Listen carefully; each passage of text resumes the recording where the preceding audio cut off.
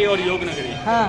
तीर्थ नगरी क्यों कहा जाता है? जब हम बद्रीनाथ, केदारनाथ, गंगोत्री, यमुनोत्री चारों धाम की यात्रा चालू करते हैं तो हमें ऋषिकेश आना ही पड़ता है। ये चारों धाम का द्वार है, यहीं से हमारी चार धाम की यात्रा ऊपर के लिए चालू हो जाती है, इसीलिए से तीर्थ नगरी कहा जाता है। योग नगरी क्यों कहते हैं? क्योंकि यहाँ पे पूरे वर्ल्ड का इंटरनेशनल योगा फेस्टिवल लगता है। 21 जून को आप लोग जानते हैं योगा डे होता है। हाँ। उस दिन यहाँ पे इंटरनेशनल योगा फेस्टिवल भी लगता है, ऋषिकेश जिसमें देश विदेश से क्लाइंट आते हैं।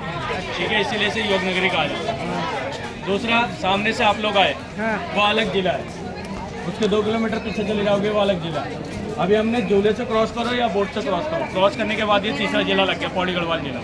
मतलब ऋषिकेश मात्र 6 किलोमीटर में 3 जिले में डिवाइड हो जाता है। अच्छा। देहरादून डिस्ट्रिक्ट, टेढ़ी गढ़वाल डिस्ट्रिक्ट सामने वाला, और ये पौड़ी गढ़वाल डिस्ट्रिक्ट। अच्छा, 3 किलोमीटर में पास है यहाँ जिले। 6 किलोमीटर में 3 डिस्ट्रिक्ट में डिवाइड हो जाता है। अच्छा अच्छा, हमारे वहाँ गाँव होती है। लेकिन अदर साइड उसे कहा जाता है मुनि की रेती। मुनि की रेती क्यों कहा जाता है? क्योंकि प्राचीन काल में ऋषि मुनि लोग तपस्या करते थे और कई वर्षों तक तपस्या करते थे। उस दौरान क्या होता था? आंधी तूफान सब चलता था। आंधी तूफान चलता था तो रेत भी उड़ती थी, रेत उड़ती थी उनकी बॉडी को पूरे कवर करती थी। अपनी तपस्या में लीन रहने के कारण उन्हें किसी चीज़ का आवाज़ नहीं होता था, अपने शरीर को त्याग देते थे। तो ये जो गंगा जी के किनारे आप रेत देख रहे हैं, इस रेत में ऋषि मुनि की तपस्या और उनकी बॉडी के अवशेष मिले हुए हैं, इसीलिए कहा जाता है मुनि की रेत। ठीक है, और शहर को ऋषिकेश क्यों कहा जाता है? जब शरीर को त्याग देते थे तो शरीर का कोई भी अंश बचता नहीं था। बचता क्या था? हड्डी और केस, इसीलिए शहर को कहा जाता है।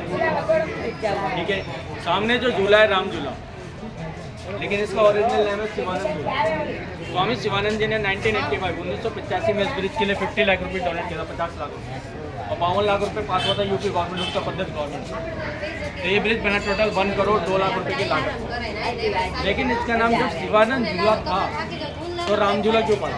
अब 1985 में कोई भगवान तो थे नहीं, ना किसी भगवान ने इस ब्रिज को बनाया।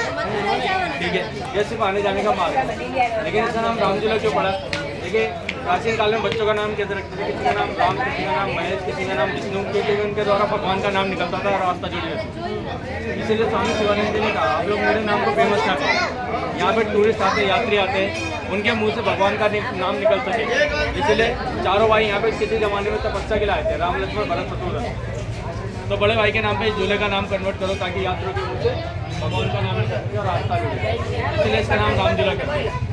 अभी मैंने आपको बताया यहाँ पे चारों भाई तपस्या के लिए आए थे। चारों भाई तपस्या के लिए क्यों आए थे? जब राम ने रावण का वध किया था और लक्ष्मण ने मेघनाथ का। रावण कौन से जाति से? एक प्रकार के विद्वान थे, ब्राह्मण। हमारे हिंदू धर्म में गाय का वध करते तो गौ हत्या का पाप लगता है, ब्राह्मण का वध करते तो ब्रह्म हत्या का पाप लगता है। तो पीढ़ी दर पीढ़ी चारों भाइयों पे ब्रह्म हत्या का पाप लगा। जिस पाप के निवारण के लिए वो महर्षि से वशिष्ठ जी के पास गए। वशिष्ठ जी ने बताया, आप चारों भाई हिमालय के नजदीक जाकर तपस्या की थी। जब चारों भाई यहाँ पे तपस्या के लिए आए, राम जी ने तपस्या करी थी यहाँ से 70 किलोमीटर ऊपर देवप्रयाग। देवप्रयाग कभी आप जाएंगे तो वहाँ पे आपको 3 नदियों का संगम देखने को मिलेगा, गंगा, भागीरथी, मानदार। तीनों नदी आपको अलग अलग कलर के दिखाई देंगी। वहाँ से तीनों नदी एक कलर होकर आती है, बनती है गंगा। वहाँ पे राम जी ने तपस्या करी, लक्ष्मण जी ने तपस्या करी थी लक्ष्मण झूला के पास, इसलिए उसका नाम लक्ष्मण झूला है। शत्रुघ्न जी ने तपस्या करी थी, सामने आप घाट से आए ना, वहाँ आपने पढ़ा बोर्ड पे, जहाँ से आपने बोर्ड पकड़ी वहाँ पे लिखा हुआ था शत्रुघ्न लिखा हुआ था ना, वहाँ पे शत्रुघ्न जी ने तपस्या करी थी। भरत जी ने तपस्या करी थी यहाँ से 2 किलोमीटर पीछे वहाँ पे भरत मंदिर है, वहाँ पे भरत जी ने तपस्या करी। ठीक है, अभी सामने जो नदी है गंगा नदी, अभी आपको बताया मैंने 3 नदियों का संगम है, एक ही नदी नहीं है। 3 नदियाँ कौन कौन सी है? भागीरथी जो बद्रीनाथ से चलती है, अलकनंदा जो केदारनाथ से चलती है, तीसरी मंदाकिनी जो गंगोत्री से चलती है। तीनों नदियों का संगम आप जाएंगे 70 किलोमीटर देवप्रयाग में आपको देखने को मिलेगा। ठीक है, वहाँ से एक नदी होकर आती है गंगा, इसलिए कुछ लेके जाना मत जाना, लेकिन यहाँ से गंगा जल जरूर लेके जाना, जिसकी कोई कीमत नहीं है। ठीक है, अभी हम जिस जगह पे बैठे हैं ये वर्ल्ड का सेकंड रामेश्वरम है। फर्स्ट रामेश्वरम आप लोग जानते हैं कहाँ पे? साउथ में, तमिलनाडु। तमिलनाडु में क्या हुआ था? रामचंद्र भगवान ने तपस्या करी थी और रेते का शिवलिंग बनाया था। फिर उसके बाद आदिगुरु शंकराचार्य द्वारा वहाँ स्फटिक मणि रखा गया। स्फटिक मणि क्या होता है? स्फटिक देखा आपने? वो स्फटिक स्टोन क्या होता है? हिमालय में बर्फ गिरा रहता है, वो बर्फ लाखों वर्ष पुराना हो जाता है, चट्टान के नीचे दबता जाता है, उसमें प्रॉपर हवा, धूप, पानी नहीं लगता, वो बर्फ में रहता है, पत्थर में बदल जाता है, स्टोन में कन्वर्ट हो जाता है, वो कहलाता है स्फटिक। देखने में सेम कांच जैसा लगता है, लेकिन स्फटिक का पहचान क्या होता है?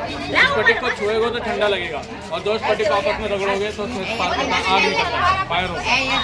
ये स्फटिक का पहचान होता है। उसी स्फटिक को कटिंग करके स्फटिक का माला आता है, जो पीस ऑफ माइंड माइग्रेन के लिए पहना जाता है। माइग्रेन का दर्द होता है आधे सर का।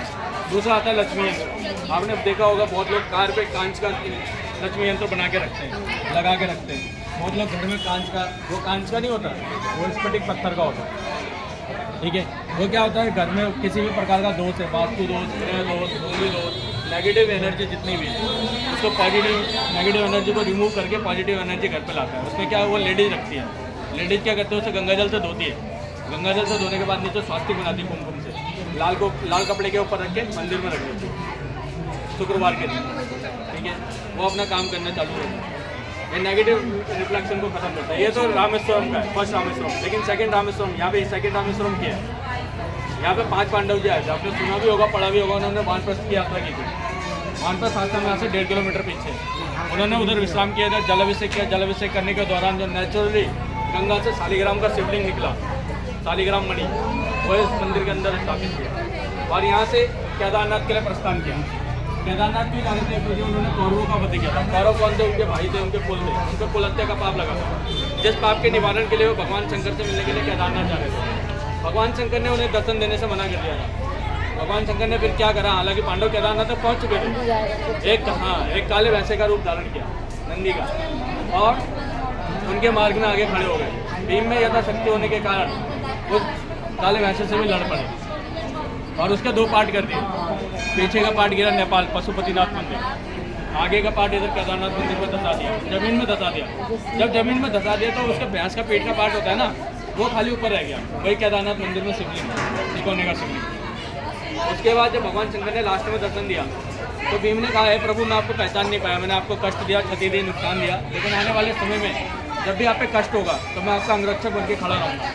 जब 2013 उत्तराखंड फ्लड आया था, बाढ़ आई थी उत्तराखंड में, और मंदिर को कुछ नहीं हुआ, पानी डाइवर्ट होकर निकल गया, एक रॉक्स पीछे आके खड़ी हो गई, पानी डाइवर्ट होकर निकल गया। वही भीम की परीक्षा थी जो भीमशिला के नाम से जाना जाता है।